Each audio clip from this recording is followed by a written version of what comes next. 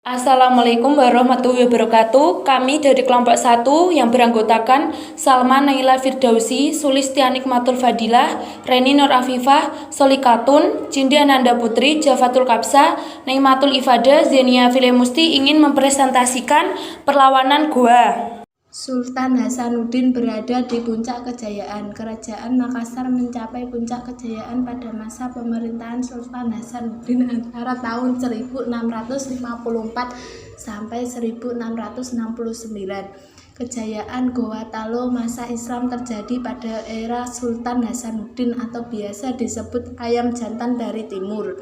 Pada masa pemerintahannya, Goa Talo punya peran besar dalam aktivitas perdagangan di Seantero Nusantara, lebih tepatnya bagi timur. Kesultanan ini bukan hanya menjadi pusat perdagangan Nusantara, namun juga masyarakat internasional seperti Portugis, Inggris, dan Denmark melihat kemajuan Goa Talo. Pihak Belanda yang ketika itu dikenal dengan nama VOC ternyata tertarik untuk merebut kekuasaan kerajaan Islam di tanah timur. Seperti yang dicatat Mariana, Belanda akhirnya berseteru dengan Sultan Hasanuddin beserta pasukannya. Perseteruan ini menimbulkan peperangan-peperangan di sekitar Sulawesi Selatan, sedangkan masa berakhirnya pertempuran disimpulkan pada 1667, tepat ketika diadakannya sebuah perjanjian Bongaya. Menurut Agus Supangat dalam Sejarah Maritim Indonesia 2006, perjanjian yang telah digelar ini menghasilkan beberapa keputusan yang merugikan pihak Sultan Hasanuddin dan para rakyatnya. Di antara isi perjanjian tersebut adalah VOC memaksa Goa Talo untuk menerima hak monopoli dalam perdagangan di timur. Seluruh bangsa barat mesti pergi dari Goa, terkecuali Belanda, dan Goa diwajibkan menebus denda perang yang selama ini terjadi. Perlawanan dari Sultan Hasanuddin pun muncul lagi di tahun-tahun berikutnya, namun tidak mendapatkan hasil terbaik sehingga VOC tetap mendominasi wilayah Makassar.